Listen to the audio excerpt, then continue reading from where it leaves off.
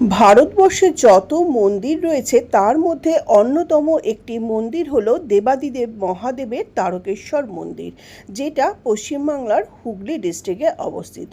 মান্যতা রয়েছে এই মন্দিরে যদি কোনো ভক্ত মানত করে বাবা ভোলেনাথের পুজো করে থাকেন, তার মনস্কামনা নিশ্চিত রূপে পূরণ হয়। সেই মনস্কামনা পূরণেরই একটা পুজো দিতে আমরা চলে গেছিলাম গত 16 মে।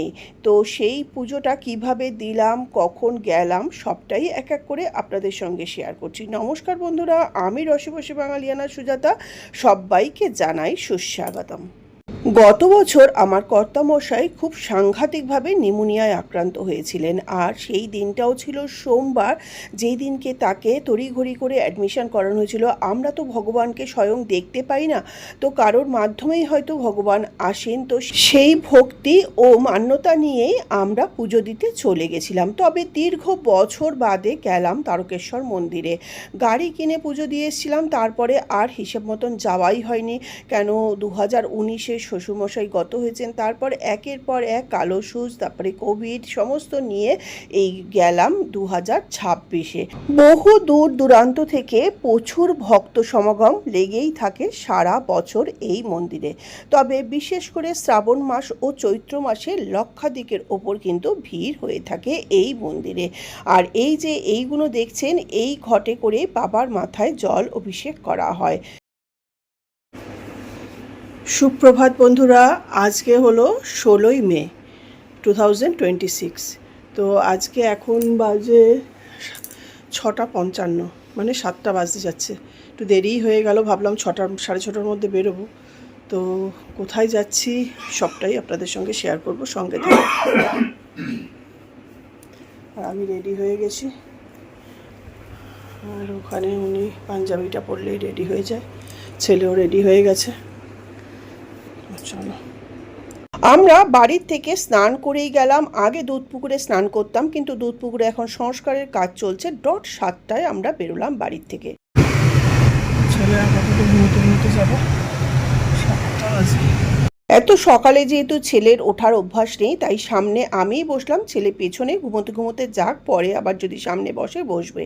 তো দেখুন, বাড়ির থেকে রওনা দিয়ে দিলাম। আর তখনই সকাল 7টার সময় এত সাংঘাতিক রোদ। যাই হোক, ভোলে বাবার নাম নিয়ে আমরা দুগ্গা দুগ্গা করে রওনা দিয়ে দিলাম। বাড়ির গেট থেকে বেরিয়ে যে সাদা বিল্ডিংটা, সেটা ছিল ভুটান হাউস। আর এখন লোকনাথ বাবার আশ্রম, মানে মল রোড লোকনাথ বাবার আশ্রম পার হয়ে আমরা 1 নম্বর হয়ে বেলঘরিয়া এক্সপ্রেস ধরে সোজা চলে গেলাম নিবেদিতা সেতু।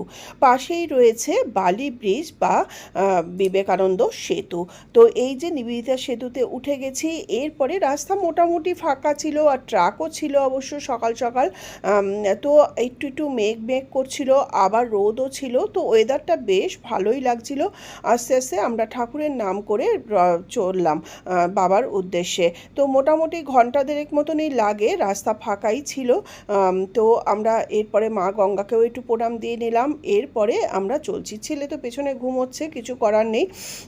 তো এরপরে আমরা আস্তে আস্তে টোল প্লাজাতে পৌঁছে গেলাম। টোল প্লাজাতে টোল ট্যাক্স দিয়ে তারপরে আমরা ন্যাশনাল হাইওয়ে ধরলাম। ন্যাশনাল হাইওয়ে 2টো টোল ট্যাক্স পড়ছে, কিন্তু একটা ন্যাশনাল হাইওয়ে আমরা মিস করে গেলাম। যাই হোক, নিচ দিয়ে রাস্তা দিয়ে যেতে গিয়ে আমাদের 10 মিনিট লেট হয়ে গেল, না হলে আমরা 1.5 ঘন্টাতেই হয়তো পৌঁছে যেতাম।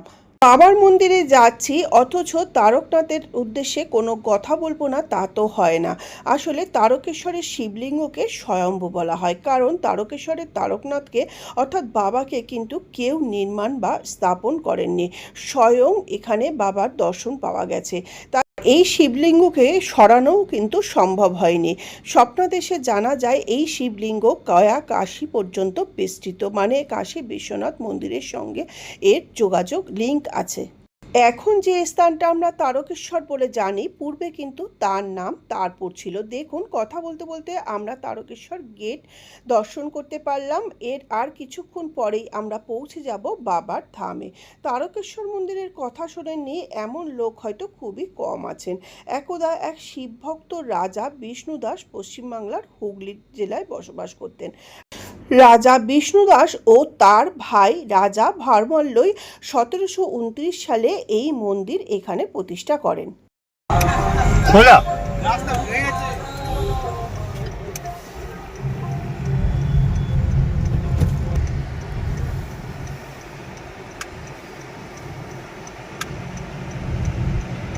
একবার জিজ্ঞেস করে নেবো নাকি।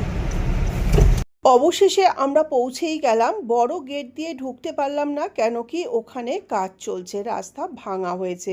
তো সামনের গাড়িটা দেখে মনে হলো যে এরাও তারকেশ্বর মন্দিরেই যাচ্ছে, তো এই গাড়ির পিছন পিছনই আমরা চললাম। এই যে তারকেশ্বর রেল স্টেশন আপনাদের সঙ্গে শেয়ার করছি। আর বেশ মানে তারপরে একটা বাজারের মধ্যে দিয়ে আমাদের যেতে হলো। এরপরে আমরা রাজবাড়ি চলে আসলাম। তারকেশ্বর রাজবাড়িতেই কিন্তু পার্কিংয়ের ব্যবস্থা করা আছে, দুপাশে পার্কিংয়ের সুব্যবস্থা করা আছে। আর এইবার এসে দেখলাম পার্কিং লটটাও কিন্তু সুন্দরভাবে রেনোভেশন করে সুন্দর পরিষ্কার পরিচ্ছন্ন করেছে। আর এখানে শৌচালয়ও রয়েছে। সমস্ত ব্যবস্থা কিন্তু আস্তে আস্তে অনেক পরিবর্তন হচ্ছে। গাড়ি পার্ক করে আমরা মন্দিরের দিকে এগোচ্ছি। আমরা যে মৃত্যুঞ্জয় ভবনে উঠব সেখান থেকেই এক দাদাকে পাঠিয়ে দিয়েছে আমাদের রিসিভ করার জন্য। 9:30 পর্যন্ত মন্দির খোলা আছে। আমরা মন্দিরে এসেই গেছি। চলো, 8:50 আমরা মন্দিরে এসে গেলাম। এই যে মৃত্যুঞ্জয় ভবন, এখানে আমরা উঠেছিলাম। 7টায় বেরিয়ে 8:50 মন্দির এসে গেলাম। এই যে কর্তামশাই আগে আগে হাঁটছেন আর লাল গেঞ্জি পরা ওই দাদা আমাদের রিসিভ করলেন। ছেলেও পেছন পেছন হাঁটছে আর আমি তার পেছনে। আর এই যে মন্দিরের দুপাশে কিন্তু সমস্ত প্রসাদের দোকান, প্রসাদ, তারপরে আরও কিছু গিফট আইটেম, ছবি ঠাকুরের, তারপরে পাথর বাটি, তারপরে পাথরের নানা রকমের জিনিস সমস্ত কিন্তু পাওয়া যায়। আর তারকেশ্বরের যেটা স্পেশালিস্ট, ছোটোবেলার থেকে দেখে আসছি, ভর্তি আচারের দোকান। আর আচারের গন্ধটাও কিন্তু প্রচণ্ড নাকে লাগে। সঙ্গে হিঙের কচুরি, নিরামিষ খাবারের দোকান, এইসব তো আছেই। তো আস্তে আস্তে আমরা একদম এসে গেলাম মন্দিরের সামনেই কিন্তু এই মৃত্যুঞ্জয় ভবন। আর এই মৃত্যুঞ্জয় ভবনের ঠিকানা দিয়েছে আমারই ভাইপো রোহন সাহা।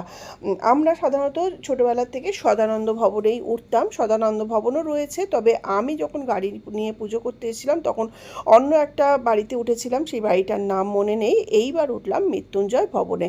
আর এখন এই যে গলিটা দেখছেন, এটা কিন্তু শ্রাবণ মাসে, চৈত্র মাসে মানে তিল ধরানোর জায়গা থাকে না, প্রচুর ভিড় থাকে, ভক্ত সমাগম থাকে। কিন্তু এখন বেশ ফাঁকা। আর আমি যেহেতু শনিবার গেছিলাম, কেন রবিবার, সোমবার বা কোনো ছুটির দিন বা পূর্ণিমার দিন গেলে কিন্তু গর্ভগৃহে প্রবেশ করা যাবে না। স্পর্শ দর্শন করে পুজো তো সম্ভবই নয়, বাইরের থেকেই কিন্তু পুজো দিতে হবে। তাই সেই জন্য আমরা শনিবার চলে গেছিলাম, যদিও সেটা বিশেষ দিন ছিল, ফলহারিণী কালী পুজো। তো বাবার ইচ্ছে যেদিন হবে সেদিনই তো পৌঁছবো। এই হলেন মৃত্যুঞ্জয় ভবনের মেল মালিক বা দাদা। রাজভোগ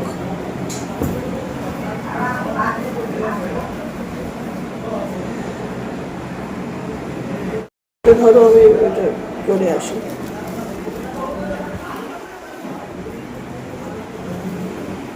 আমাদের পুজো দেওয়া কমপ্লিট হয়ে যাওয়ার পরে আমরা যখন আসলাম আবার, তখন দাদারা আমাদেরকে ভগবানের যে রাজভোগ হয় সেই পুরি ও প্রসাদ দিলেন। সেই প্রসাদ ও পুরি খেয়ে আবার আমি মন্দিরে চলে গেলাম, কেন কি মন্দিরের ভিতরে তো মোবাইল অ্যালাউ নেই। তো পুজোর পরে বাইরের থেকে আমি একটুখানি ভিডিও ও ছবি তুলে নিচ্ছি, কেন কি আপনাদের সঙ্গে না হলে কি করে শেয়ার করব। আর যেহেতু মন্দির ফাঁকাই ছিল, তো 3-4বার আমি গেছি, কোনো অসুবিধা হয়নি।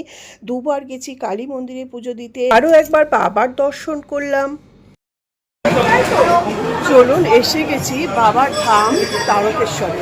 তো পুজো তো আমাদের দেয়া কমপ্লিট হয়ে গেছে। ভেতরে যেহেতু মোবাইল অ্যালাউ নেই, তাই জন্য আমি এখন পুজো দেয়া শেষ করে তারপরে আমি সব জায়গাতে ঢুকগুলো দেখালাম। পাশে কালী মন্দির আছে, তারপরে এখানে আমি এখন এসছি, ভিডিও করছি। মন্দির 9:30তেই বন্ধ হয়ে যাবে। তো চলুন ভেতরে যতটুকু যাই।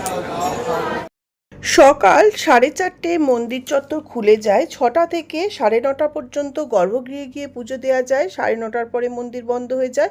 আবার 11:30টায় সেই মন্দিরে ভেতরে আবার প্রবেশ করা যায়, আর বাইরের থেকে দর্শন করা যায়। এই হলো নন্দী মহারাজ, যে সবসময় মন্দির চত্বরে ঘুরে বেড়াচ্ছে। আর মন্দিরের উত্তর দিকে রয়েছে এই দুধ পুকুর। এই মান্যতা আছে, এই দুধ পুকুরে স্নান করলে, ভক্তি ভরে স্নান করে বাবার মাথায় জল ঢাললে অনেকের মনস্কামনা যেমন পূর্ণ হয় তেমন কিন্তু অনেক রোগ ভোগও সেরে যায়। তবে ভক্তিটাই হলো মেন কথা। তো এই যে এইবার আপনাদের মন্দিরের চত্বরের থেকে নিয়ে যাচ্ছি দুধপুকুরের দিকে। আর এখানে অনেকেই মানসিক করেন, অনেকে দণ্ডি কাটেন, আর এইখানে আপনারা নানা রকমের মূল্যের এই ঘট পেয়ে যাবেন। তবে আগে মাটির ঘট ছিল, এইবার দেখলাম প্লাস্টিকের ঘট। তো এইখানে দেখুন কেউ জলের খুব অল্প সংখ্যক লোক স্নান করছে, কেন কি এই সংস্কারের কাজ চলছে আর বেশ ফাঁকাই রয়েছে যেহেতু। আর এই যে দেখুন অনেকের হয়তো মনস্কামনা পূর্ণ হয়েছে, সে দণ্ডি কেটে এখন পুজো দেবেন। তো সেটাও একটুখানি তুলে নিলাম। তারপরে এই যে দুধপুকুরটাও আপনাদের সঙ্গে শেয়ার করে দিলাম। আমরা আগে যখন আসতাম তখন কিন্তু দুধপুকুরে স্নান করে ভিজে কাপড়েই পুজো দিতাম, এখন কিন্তু বাড়ির থেকে স্নান করেই যাই। এইটা হলো দুধপুকুর। মান্যতা আছে এইখানে স্নান করে বাবার মাথায় জল ঢাললে সমস্ত রোগ অসুখ বিসুখ সমস্ত কিছু নির্মূল হয়। তো যাই হোক, দুধপুকুর এখন সংস্কারের কাজ চলছে আছে, ওই পারে যাওয়া কিন্তু ভীষণভাবেই নিষেধ। আর এই যে এখানে যে ঢিলগুলো সুতো দিয়ে বাঁধা দেখছেন, এটাই কিন্তু মানসিক করে কেউ ঢিল বেঁধে যায়, মানসিক পূরণ হলে এই ঢিল আবার খুলে দেয়। তো এই যে সমস্ত দোকান রয়েছে ওই দুধপুকুরের চারিপাশে, আর এই যে দুধপুকুরে যে সংস্কারের কাজ চলছে, আর এখানে কিছুটা জায়গার রড দেওয়া আছে, এই রডের ওপারে কিন্তু যাওয়া সম্পূর্ণভাবে নিষিদ্ধ। আর তারপরে এবার চলুন, এই যে এখানে এই ভদ্রমহিলা, ইনি হয়তো কোনো মানসিক করেছিলেন বা সেটা পূরণ হয়েছে বা এখন মানসিক করছেন, সেই জন্য উনি দণ্ডি কেটে ভিজে কাপড়ে কিন্তু পুজো দিতে যাচ্ছেন। আর এই মন্দির চত্বর কিন্তু সোমবার বা রবিবার বা কোনো ছুটির দিন বা পূর্ণিমার দিনে প্রচুর ভিড় থাকে। আর এই যে রেলিংটা দেখছেন, এর ভেতর দিয়েই লাইন থাকে, কিন্তু এই দিন শনিবার ছিল, সবাই আর ফলোয়ারিণী কালী পুজো ছিল, সবাই মা কালীর মন্দিরেই হয়তো পুজো দিতে ভিড় ছিল, সেই জন্য মন্দির চত্বর বেশ ফাঁকা ছিল। আমি বেশ খুব শান্তি করে ভক্তি ভরে অনেক বছর বাদে গিয়ে পুজোটা দিতে পারলাম, এটাই সবথেকে বড় কথা। এরপরে এখান থেকে চলে যাচ্ছি আমি সোজা মন্দিরের পাশে যে মা কালীর মন্দির আছে সেই মন্দিরে। এই যে দেখুন, এই যে মা কালীর মন্দিরেও কিছু লোক সমাগম রয়েছে, সবাই বাবার মন্দিরে পুজো দিয়ে দর্শন করে মা কালীর মন্দিরেও অনেকে পুজো দিচ্ছেন, যেহেতু ওই দিন ছিল ফলহারিণী কালী পুজো। তো আমি প্রথমে এসে দর্শন করে পুজো দিয়ে গেছিলাম, আবার আসলাম ভিডিও বানাবার জন্য। শিব মন্দিরের পাশেই আছে কালী মন্দির, তো সেই কালী মন্দিরেও আমি পুজো দিয়ে নিয়েছি। তো এখানেও পুজো দেওয়া হচ্ছে, কিন্তু ভিডিও কোথাও অ্যালাউ নেই, সেই জন্য ভিডিও করতে পারছি না, বাইরের থেকে যতটুকু বোঝায়। মা কালীর মন্দিরের সঙ্গে নিয়ে একটা সেলফি তুলে নিলাম, যে একজন পুরোহিত মশাই থেকে পারমিশন নিয়ে মন্দিরের বাইরেটা ভিডিও করলাম। আর তখন অল্প দূর থেকে মায়ের মূর্তিটা একটুখানি দর্শন করতে পারলাম, সেটাও আপনাদের সঙ্গে শেয়ার করলাম। এটাই হলো মায়ের মন্দির, আর এই হলো বাইরের চত্বর। এখানে মোমবাতি ধূপকাঠি সব দেখানো হয়। তো মায়ের মন্দিরে এখানে প্রণাম দিয়ে এখান থেকেও এবার আমরা আস্তে আস্তে বেরিয়ে যাব। আর এই যে পুরোহিত মশাই এখানে পুজো করাচ্ছেন, দূর থেকে তুলেছি বলে অস্পষ্ট লাগছে। তারপরে চলে আসলাম ভোলেনাথের মন্দিরের সামনে। তখন যেহেতু 9:40 হয়ে গেছিল, তাই 9:30 পর্যন্ত গর্ভগৃহের প্রবেশ ছিল। তারপরে এখন যারা পুজো দিচ্ছেন তারা কিন্তু বাইরের থেকেই পুজো ও দর্শন করছেন, ভেতরে কিন্তু আবার 11:30টার সময় ঢোকা যাবে। এই যে সমস্ত প্রচুর ভক্ত সমাগম হচ্ছে আস্তে আস্তে যত বেলা বাড়ছে। আর মন্দির চত্বরটাও আপনাদের সঙ্গে একবার দেখিয়ে দিলাম। এর সামনে আছে নাট মন্দির, এই নাট মন্দিরে বসে কেউ যদি এক মনে বাবার কাছে প্রার্থনা করে, অবশ্যই সেই প্রার্থনা বাবা শোনেন। আর এখানে প্রচুর ঘন্টা তালা দিয়ে লক করা আছে। আর কেন লক করা আছে, যে মনস্কামনা পূরণ হলে এখানে ঘন্টা দেওয়া হয়, আর চাবিটা দুধপুকুরে ফেলে দেওয়া হয়, সেই জন্য ঘন্টাগুলো সব লক করা আছে। আর এই যে নন্দী মহারাজ, সে তো আপন মনে ঘুরে বেড়াচ্ছে, বসছে। মন্দির চত্বরে ভিডিও করে এইবার আমি চলে আসছি। তো আসার আগে কি আর করব, একা একা রয়েছি যখন, নিজেই সেলফি তুলে নিচ্ছি। এরপরে কর্তামশাই প্রসাদ দিয়েছে।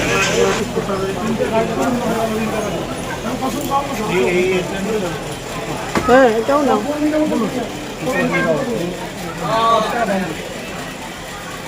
একটাই কত করে থাকে? কটা আছে? একটা বান্ডিলে 5টা করে 10টা করে আছে। মানে দুটো দিতে পারে, এগুলো ভালো হাতে পড়ে আছে।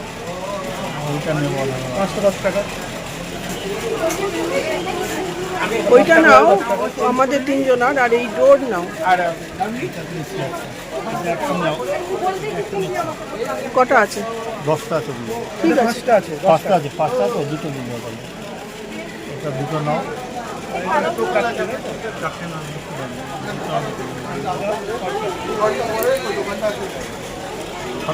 পুজো দিয়ে এক্সট্রা কিছু ডোর নিয়ে নেওয়া হলো আর প্রসাদ এই দাদাদের কাছেই রয়েছে। তো এখান থেকেই এখন প্রসাদ দেওয়া হচ্ছে। এই যে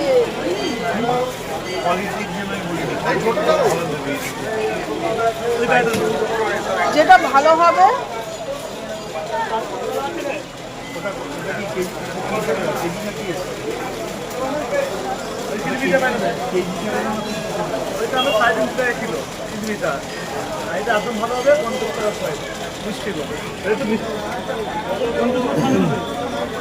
আজ ফলোয়ারেনি কালী পুজো, সেই জন্য আবার আমি যাচ্ছি কালী পুজো।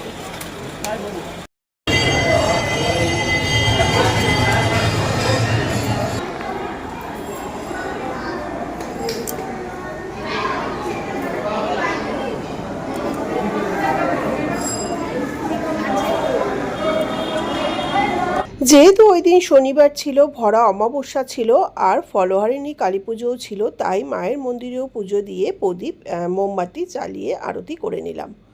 তারপরে আবার বাবার মন্দিরে এসে ভালো করে আরও মোম ছিল বলে আর একবার আরতি দেখিয়ে তারপরে আমি আবার এখানে রেখে দিলাম। একবার তো পুজো দিয়ে পুরোহিতমশাই তখন আমরা তিনজনেই দেখিয়েছি, তো তখন একটা মোম চেয়েছিলাম, দুটো মোম, তো আমি ভাবলাম বাবার এখানেই দিয়ে যাই। তো আর একবার এখানে মোম দেখিয়ে তারপরে বাবার এখানে রেখে গেলাম। আর একবার বাবাকে দর্শনও করলাম, তারপরে নন্দী মহারাজের সঙ্গেও দেখা করলাম, নাট মন্দিরে গেলাম। তো এইভাবে আরও একবার দর্শন করে এইবার আমরা এখান থেকে বেরিয়ে যাব, মানে মন্দির থেকে বেরিয়ে যাব। মোটামুটি আমাদের 9টার মধ্যে পৌঁছে গেছিলাম, মানে 8:50। তারপরে আমরা পুজো দিয়ে 9:20-র মধ্যে পুজো শেষ হয়ে গেছিলো। তারপরে আমরা একটু কালী মন্দিরে পুজো দিলাম, তারপরে একটু ঘুরলাম, এই সমস্ত করে আমরা ওখান থেকে এই 10:30 এরকম সময় আমরা বেরিয়েছি, 10:40 এরকম সময় আমরা বেরিয়ে এসেছি মন্দির থেকে। ফাঁকাই ছিল বলে, ভিড় থাকলে জানি না কি হতো।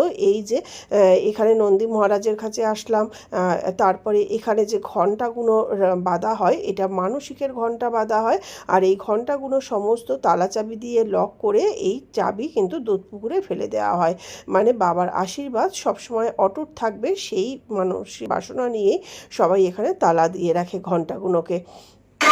তারকেশ্বর মন্দির থেকে বেরিয়ে যাওয়ার আগে আরও একবার দর্শন করতে ছেলেও কর্তামশাই আমি তিনজনেই চলে আসলাম, যে বাবা আবার যেন আসতে পারি, তোমার আশীর্বাদ সর্বদা থাকে। তো এই কামনা নিয়ে আমরা আসলাম, প্রণাম করলাম, তারপরে এখান থেকে আমরা দুগ্গা করে রওনা দিয়ে দিলাম।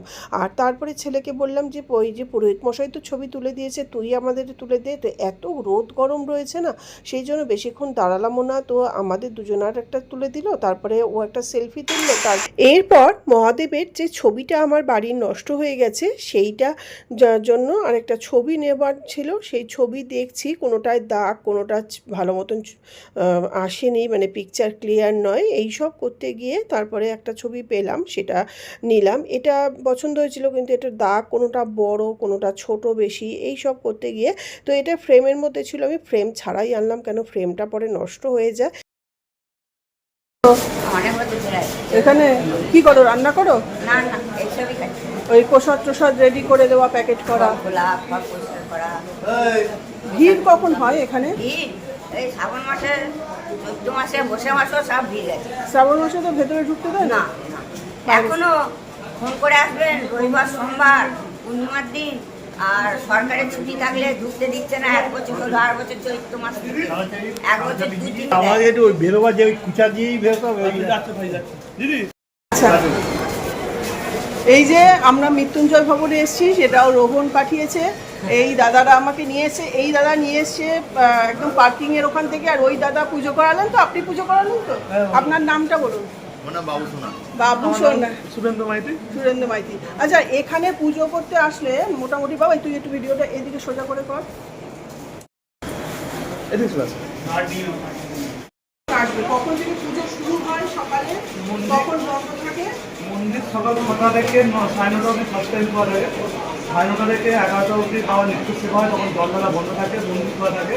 11টা থেকে 1:30 অবধি আর ভেতরে যাওয়া যায়। আচ্ছা, আর রাজবেশটা কখন হয়? রাজবেশ আমরা 2টো থেকে 2:30 থেকে 3টা পর্যন্ত দেখা যায় রাজবেশ। আর সন্ধ্যেবেলা কি পুজো হয়? সন্ধ্যেবেলা সন্ধ্যা আরতি হয়, বাবা সন্ধ্যে 7টায় মন্দির খোলে, 7:30টায় মন্দির বন্ধ হয়ে যায়, আরতি হয়ে বন্ধ হয়ে যায়।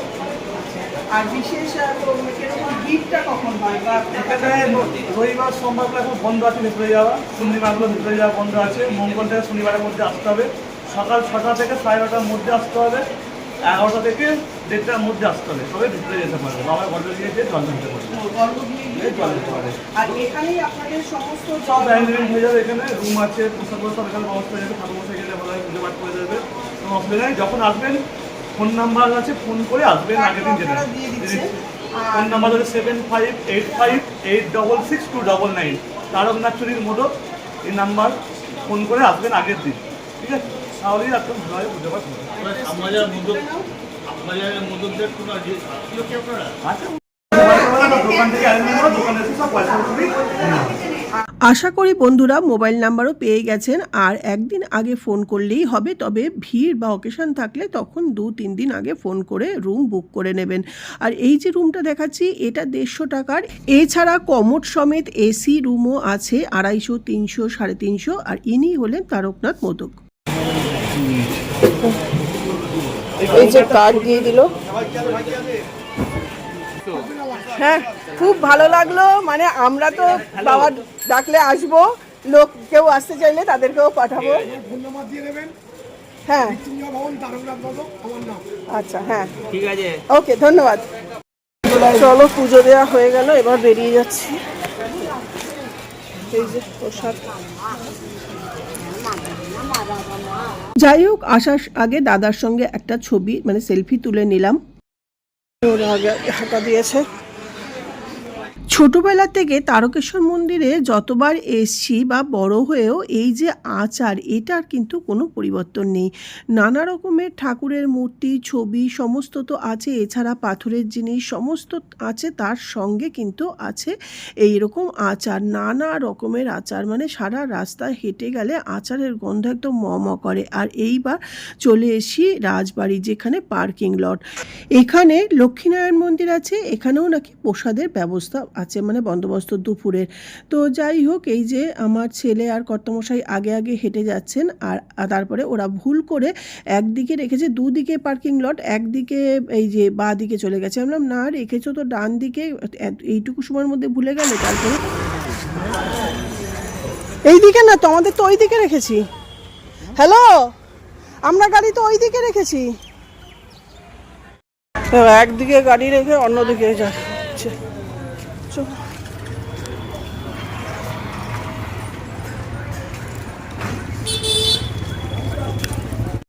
এরকম বেশ ভালো, এটা যদি মেনটেন করে, পরিষ্কার পরিচ্ছন্ন রাখে। হ্যাঁ, না বাথরুম টাথরুমও যদি ওরকম ক্লিন থাকে তাহলে ভালো।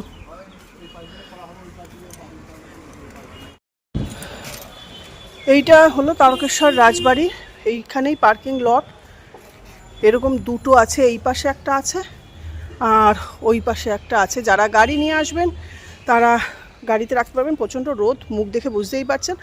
আর যারা ট্রেনে আসবেন তাদের কিন্তু সুন্দর টোটোর ব্যবস্থা আছে, একদম মন্দিরের আগে পর্যন্ত পৌঁছে দেবে।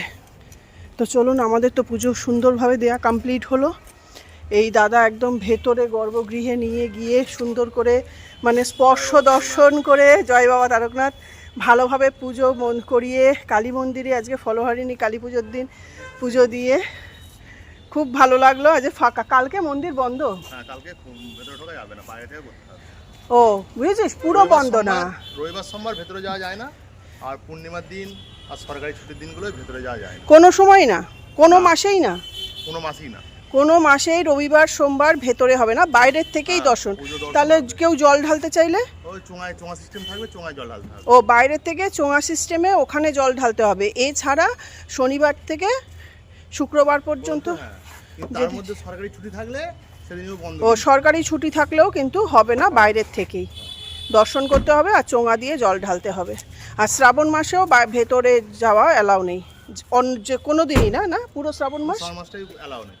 আচ্ছা, চৈত্র মাসে? চৈত্র মাসে গাজন মাসে ও তো ভেতরে যেতে দেয়, কোনো কোনো পাড়ে যেতে দেয়, কোনো কোনো বছর যেতেও দেয় না, ভিড়ের চাপ থাকলে যেতে দেয় না, আচ্ছা চোঙা লাগিয়ে দেয়। আচ্ছা, ঠিক আছে, চলুন যতটা পারলাম আপনাদের সঙ্গে শেয়ার করলাম। আসছি দাদা, নমস্কার। ঠিক আছে।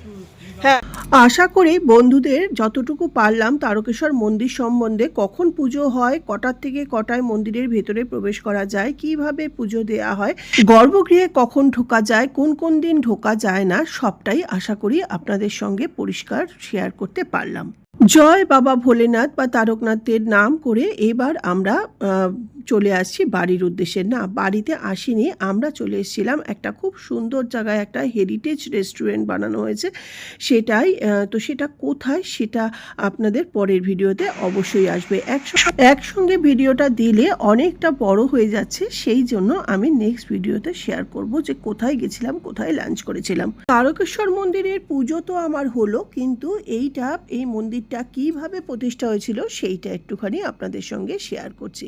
একদা এক শিবভক্ত রাজা বিষ্ণুদাস পশ্চিমবাংলার হুগলি জেলায় বাস করতেন। রাজার কপিলা নামে একটি গরু ছিল, যার দেখাশোনা করতেন মুকুন্দ ঘোষ নামে এক বালক। হঠাৎ রাজা লক্ষ্য করেন যে কপিলার দুধের পরিমাণ কমে যাচ্ছে। এর কারণ উদ্ধার করার জন্য সে গোপালক ও কপিলার পিছু নেয়। তখন সেখানে গিয়ে দেখেন যে একটি কালো পাথরের উপরে কপিলা রোজ দুধ ঢেলে আসছে।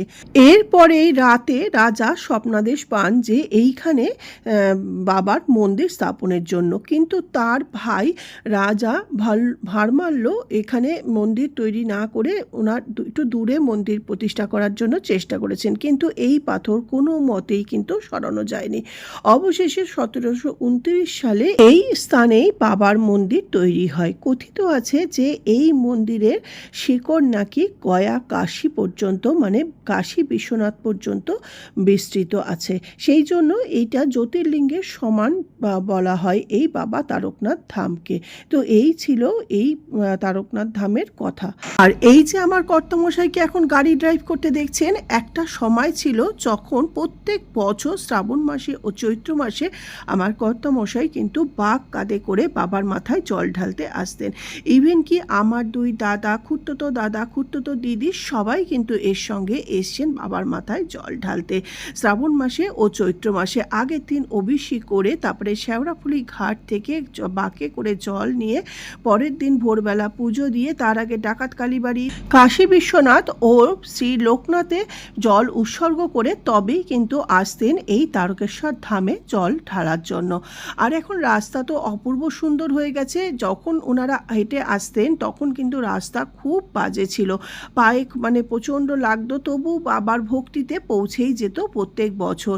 আর আমি কিন্তু কোনো সময় হেঁটে আসতে পারিনি। যাই হোক, এখন গাড়িতে আসছি বাবা দয়ায়। আর এইবার আমরা কোথায় যাচ্ছি লাঞ্চ করতে সেইটা অবশ্যই আমার নেক্সট ভিডিওতে আসছে। তো আজকের এই তারকনাথ ধামের ভিডিও কেমন লাগলো অবশ্যই জানার অপেক্ষায় রইব। ভিডিওটা দেখে যদি এতটুকু ভালো লাগে তাহলে ভিডিওটাতে লাইক করবেন, বন্ধুদের সঙ্গে শেয়ার করবেন, ও চ্যানেলটা যদি এখনও সাবস্ক্রাইব না করে থাকেন তাহলে অবশ্যই অনুরোধ রইল চ্যানেলটা সাবস্ক্রাইব করে পাশে থাকা বেল আইকনটা প্রেস করে দেবেন। তাহলে আমি যখনই কোনো নতুন ভিডিও আপলোড করব সঙ্গে সঙ্গে আপনারা নোটিফিকেশন পেয়ে যাবেন।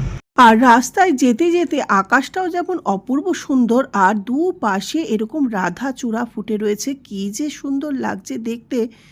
এদিকে আমরা তো সকালবেলা স্নান করে বেরিয়ে গেছিলাম, কিছুই খাওয়া দাওয়া করিনি। এদিকে 10:30টার আগে পুজো হয়েই গেছিলো, 9:30তেই পুজো হয়ে গেছিলো। তো আমরা ওখানে কিন্তু অনেকেই ব্রেকফাস্ট করেন, আমরা কিছু করিনি। এবার হাইওয়েতে ওঠার আগে কর্তামশাইকে বললাম এখানে ডাব খেয়ে নাও, কিন্তু আমি যেহেতু খালি পেটে ডাব খেলে আমার সমস্যা হয়, সেহেতু ছেলে আর কর্তামশাই দুজনেই ডাব খেলো না। আর হাইওয়েতে যখন ছুটছি তখন ছেলে তো পেছনে মানে খুব ঘুমোচ্ছে, সে আসতে গিয়েও ঘুমোলো, যেতে গিয়েও ঘুমোলো, কিন্তু আমরা এখান থেকে সোজা বাড়ি আসছি না, এবার আমরা যাব লাঞ্চের জন্য। কর্তামশাইয়ের কাছে যখন জানতে চাইলাম কোথায় যাচ্ছি, সে বলল গঙ্গার পাড়ে হাওয়া খেতে। সত্যিই এটা গঙ্গার পাড়ে, কিন্তু কোথায় গেছি সেটা জানতে গেলে দেখতে হবে নেক্সট ভিডিও। তো আজকের মতন টাটা, বাই বাই।